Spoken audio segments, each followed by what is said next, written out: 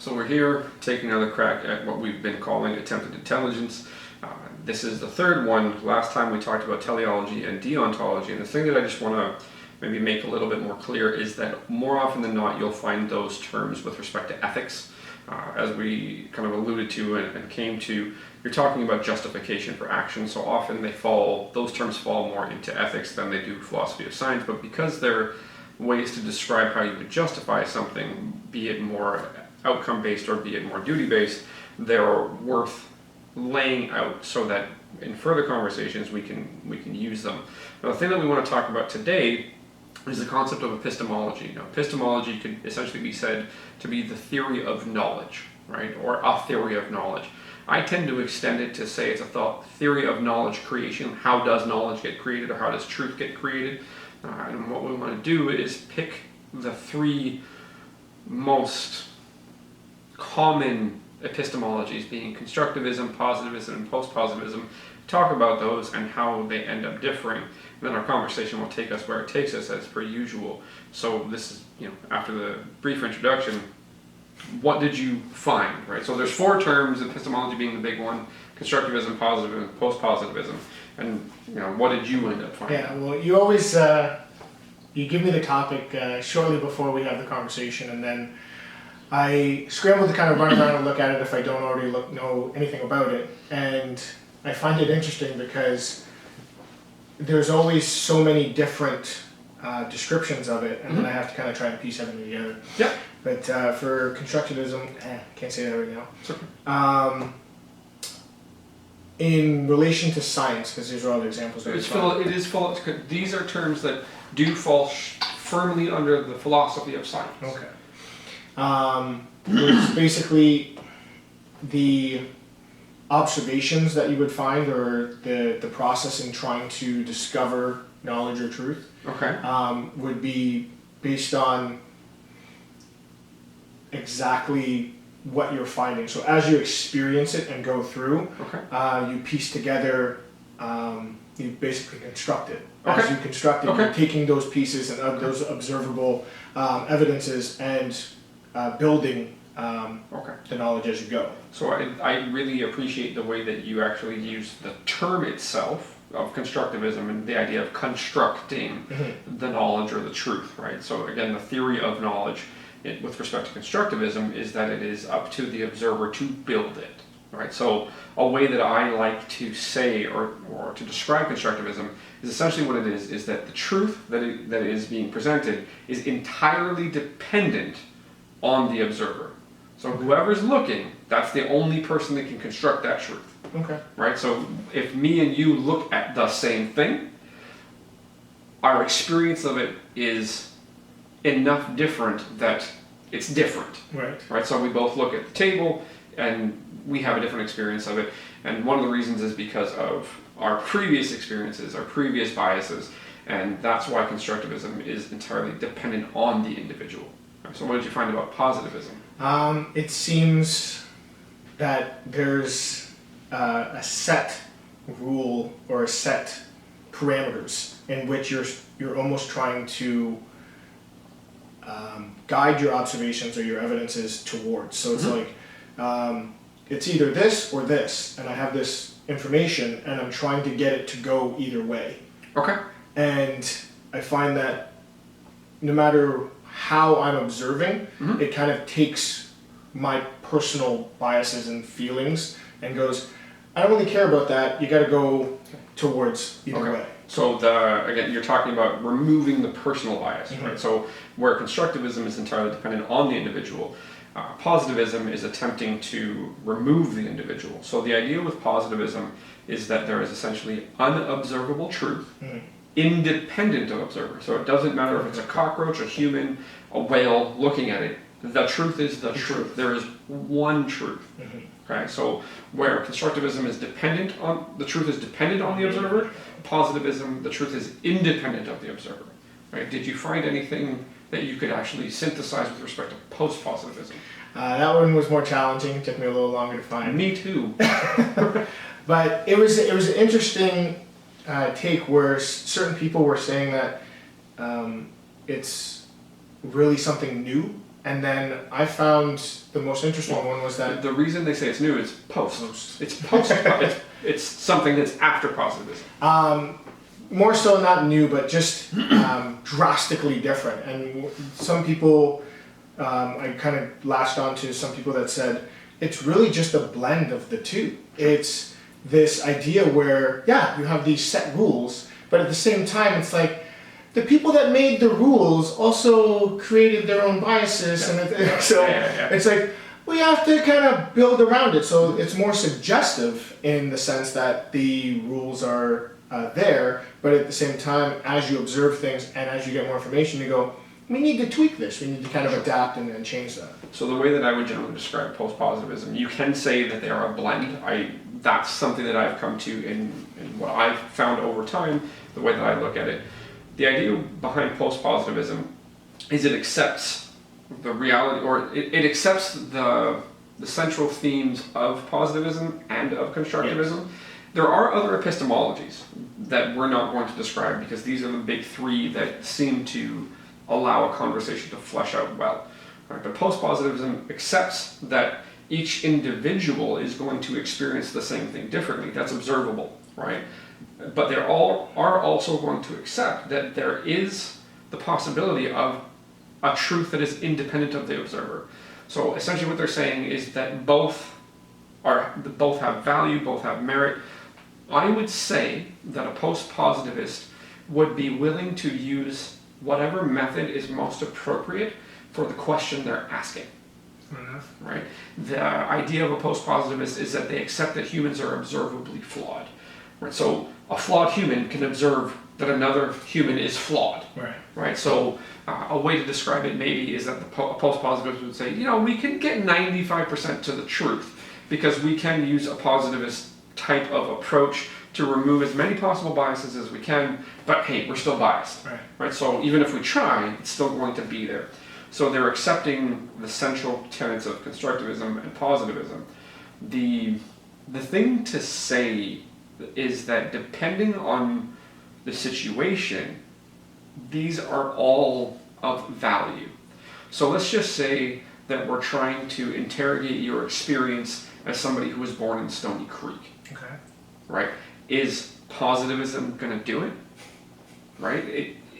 There isn't one truth of you being born in Stony Creek, aside from the truth of you being born in Stony Creek. So to say that in maybe a less obtuse way is that there's a lot of people who were born in Stony Creek on different days, different times, different circumstances. So yours would be one of those. Right? So the truth of being born in Stony Creek for you is completely dependent on me. Right? Let's just say we were trying to investigate the health outcomes of children born in Stony Creek on your birthday. On that day. On that day. Yeah. Right? What happened to somebody's health through their lifespan? Would that be better as constructivism or positivism? Well, I feel like they'd be way closer to positivism because you're taking out those individuals and... Right? It's not about your experience. Yeah. It's about objectively measurable health outcomes. Right? Is there a possibility that some of those objectively measurable health outcomes are subjective?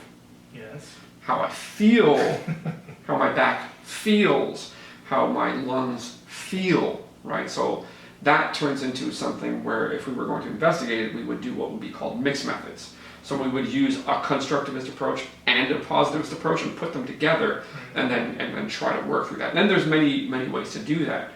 The idea is that what you're going to find more likely than not, as far as somebody with what I would like to call an appropriate level of uncertainty in most things, like an appropriate level of uncertainty would be the post-positivist, the person who says maybe to most things. Right? Well, that's true under these circumstances. That's true under these circumstances. My prediction, not necessarily my discrete or distinct experience, my prediction would be that a constructivist and a positivist would be probably a little bit more staunch. Right? Because the constructivist believes that there are multiple realities. In every situation, they believe there are multiple realities. that is central to their system. Right. Whereas the positivist believes there's one, Right. right? So if you have those things and you stay there, you're probably going to be a little bit more resistant. Or not necessarily resistant, but staunch. You're going to be a little bit more resistant to the reality of the other. Right. Right? If you're a constructivist, you're going to say that you're very open to the reality of the other, but in doing that, you're almost making it moot. I find it, I don't know, for, just because the way that you're laying that out, you have a constructivist and a positivist, and their existence in itself proves that they exist. Like, they have to accept the other reality because the other one exists. You don't have to accept anything. Right? Now, but this is the problem. Because you don't have to accept anything, you can double down and really dig in. But what I would say is that somebody who would identify as a post-positivist would be the one who would probably have what I like to call the appropriate degree of uncertainty, right? Because they would say, well, sometimes it's better to look this way based on what we are and how we can interface with the world. Right. It's better to go constructivist, or it's better to go positivist, right? Or maybe it's better to go mixed methods. Right. It just depends on the situation. Whereas somebody who's a little bit more firm in constructivism and positivism, they can argue with each other because you either believe in one reality or you believe in multiple realities. And in believing in multiple realities, well, how would you ever come to a conclusion? How would you ever come to something that could benefit more than one person? Yeah. Right? So that's where you can get these really interesting things. Now, for any of these things, philosophies of knowledge or theories of knowledge, to be employed, you have to have a set of steps that people can agree upon and say essentially that we've been rigorous in how we've done this. We've done this in a way that identifies how it was done. Okay. So somebody else looking at it can say, okay, I buy this. Right. I buy the conclusion you came to based on the framework. You have to build the framework. Right. The reason I want to talk about that or bring that up is because to have what I would call a positive outcome or an outcome within an investigation that other people could agree to, you have to be fairly deontological. You have to be very duty-based. You have to follow the steps set forth. Right. Now, if your steps believe in multiple realities and believe in more experiential-based and more things that are based on the individual experience, You have to set that up. it has to be set up and you have to stick to those steps. Otherwise, if you take license with those steps, people outside of that are going to have a hard time agreeing with it. So even if it is constructivism, you still have to be fairly deontological. What I would say happens is because people are looking for outcomes. So let's just say you've heard people talk about the problems with science and you can't trust science because it keeps changing and it depends on who funded it, right? Well, there is something to that. So if you have a set of incentives to keep your job, right? Are you not going to try to align what you're doing with those incentives? Of course. So that you can have outcome. Unless I don't want my job. So instead of science ending up being deontological as it would ideally be, or duty-based, you stick to the steps and you do them to the best of your capacity. Otherwise, people outside have a hard time agreeing with it. What you end up seeing is more of a teleological thing, more outcome-based. Because if you look at universities, at least in America, I don't know if this is true in Canada, but at least in America, when you get a large grant, I think it's between 28 and 75% of the grant comes off the top. Oh, wow. So you're the researcher, you apply for the grant, you get the grant, 28 to 75% goes straight to the university, it just comes right out. You got to pay for the streets to be swept, you got to pay for the lights to stay on, you got to pay for the lab to run, you got to pay for the admins, right? And it doesn't all come from tuition. So you have an incentive to get an outcome, Yeah. right? So, and then to publish a paper, the journal doesn't want to publish something that's too antithetical to its general worldview or to the heterodoxy or kind of the normative concepts of the people that are experts in the field, and they also want to produce cool results or big results. Right. So what do? You try to create an outcome that has a big result so you can get published, so you can get your grants, right? So then we have this big problem.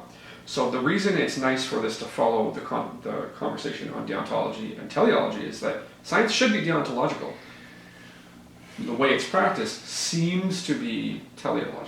But there's those factors that are involved. Like even just when I think it was our previous conversation, we were talking about ethics, we're saying that really it depends on the circumstances and which side you're on, which one you're going to choose. And one might be better. One might be observably better. It might be observably better to take a teleological view or an outcome-based view when it's time to save some lives. But I feel like even looking at science as we're talking about it now, where some people feel that it goes a certain way or it is a certain way, again, they're using those views. They're looking at it through that lens. Yeah. And I'm just wondering how this works on a smaller scale. Like if we're having conversations and you have disagreements and arguments and all these other things with other people about everyday stuff. Sure. You're having these arguments, and I feel like it's because certain people have expectations of how the information is supposed to come out. So say we're talking about directions to get somewhere, like what is the best way or the most efficient way to get somewhere, the fastest way to get somewhere. What do you mean the best way? You laid certain things out, the most efficient and the fastest. The most efficient may not be the fastest. Fair enough. Right? What do you mean by efficiency? Right? So this is something that marks a lot of our conversations, is that we clear up what we're actually talking about. Yes. Right? So if you're talking about on a smaller scale and interpersonal conversations, and people are having disagreements, it's like, well, where are you coming from? What are we talking about? Where are we coming from? So the way to use it maybe on a smaller scale, or to wield these concepts, is to simply ask that question. Hold on, what's really going on here? To pull it back, a lot of people aren't going to vibe well with that, but it is something that could be beneficial. But in normal human interaction, don't expect to be like, hold on, are you being deontological? So, what are you doing? But if you understand these concepts, then you might be able to pick it apart. Almost on your side of the conversation, just to understand where they're coming from? Just pick it apart, right? Okay. The thing that I'm trying to say, or the reason that I paused, is because I was trying to find a better way to say intuitively, because intuition isn't necessarily intuition, it's pattern recognition after long-term practice. Right? Or that's what it seems to be in the fields that I look at it in, where it's diagnostic intuition. It's not intuition, you've just done it a lot, so it becomes easier. It's the difference between pattern recognition and being a psychic. You're not, but essentially that the longer you've thought about these concepts, the longer you've tried to wield them, the longer you've applied them, then it'll come quicker to you. You'll be, you're talking about your own individual experience, and you're trying to pass that off. So you're talking constructivist, your own individual experience, and you're trying to pass that off as the one individual truth. That's positivism. They do not conflate well. They don't mix well. Right? So if you're talking about your feelings, how you feel about something, you need to make it clear that it's how you feel about something. Or you don't need to make it clear. However, if you want less strife, it helps to make it clear, or it helps if the other person can identify that you're talking about your own experience. You're going to hold your own experience more valuable than an observable, unitary truth that everybody can see. You're going to hold them different. Right? Your truth is more important than the truth. Right? Or your experience is more important than something everybody can observe. Right? Because that's the way it's going to feel. So the idea is that if you're talking facts, and I'm talking feelings, we're just going to yell at each other. Right? So the idea is that it seems observable in psychology or in psychological research that when feelings are involved, facts don't matter. Right? The feeling overcomes the facts as far as that experience. Right? So the thing that probably makes both of us difficult for some people to talk to is that we will try to piece it apart. The reason that I want to go through during the conversation, in front of them, right? So the reason that I want to go through these and use these terms is so that you and I as individuals are more prepared, and we're not necessarily more prepared, but we've wielded these terms more often purposefully. Other people can watch it and take what they want from it. Whether or not they do is a different story, but the reality is that we can use deontology, teleology, constructivism, positivism, post-positivism, right? And we can start to use these and say, what might be going on here? What's a way that we can observe this and describe this so that we can start to strategize and figure our way through this so that there's less of a problem here. Or we can identify what the problem is. Fair enough. And then propose a possible solution. Propose one. Right? Because the reality of the individual experience. So a way I would say this is that human experience, constructivism. Period. right? The things that are going to give us better technology, positivism, right? Now you will see these things clash, right? In conversation, in ethos, in popular culture, you'll see them clash, but realistically, they shouldn't, right? The human operates more in a constructivist frame.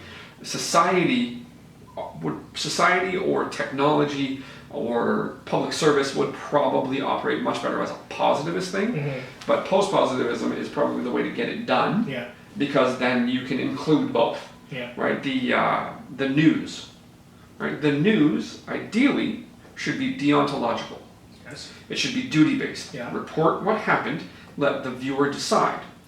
What you see is because of the incentive structure there. So you see. I was going to say the incentive structure completely. Eyes on internet page, or eyes on newspaper, or eyes on television screen to sell advertising. If I want to engage you, I make you feel something. I engage you, I pull you in. So the incentive structure for news makes it a teleological thing, outcome-based. The outcome being eyes on story. But it should be deontological, right? A post-positivist could possibly bring these things together and say, we want a certain outcome, but how can we do it without abandoning our duty? Fair enough. Right. So the reason it's nice to have this conversation after the teleological and deontological is we can start to piece it together and maybe give some insight into how this might work in stuff you can see. Yeah. But again, the human experience, constructivism, that's what it is. That's your life. Multiple realities clashing.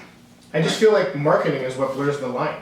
It's this thing where advertising and all this other stuff takes the constructivism and the positivism and blurs it, because you're saying like the human experience, and then you're saying, okay, technology advancing, cool, but then they're saying this technology is going to make your life better. This is going to be part of your experience, and then it blurs it, because then you're sitting there. It takes advantage. Yes. It takes advantage of things that are observable, things that exist. Right. So you convince somebody, you make them feel like this thing is going to, because to make technology, to actually wield it and create it and make it, you have to be able to sell it. Right. So that's the incentive structure. So marketing, I wouldn't necessarily say that it blurs it. I'd say it takes advantage of it. Yeah, that's right. Yeah. But again, I think the take-home message is constructivism is essentially what your world's experience. That's how you operate as a human being. Positivism is how we get things to move forward and progress, because it is something that can be agreed upon. It's something that, regardless of observer, can be agreed upon. The post-positivist is probably the best positioned to integrate those, right? So to allow for the progress, but also to allow for the human, right? For the human to be human. Factor that in. Right. So hopefully, again, we've made our attempt at intelligent conversation. You've watched. Hopefully, you gained something from it. But again, trying to wield these terms, wield these concepts, so that maybe you're better able to analyze what's happening day to day in your own life, and then also with what you're seeing out in the world.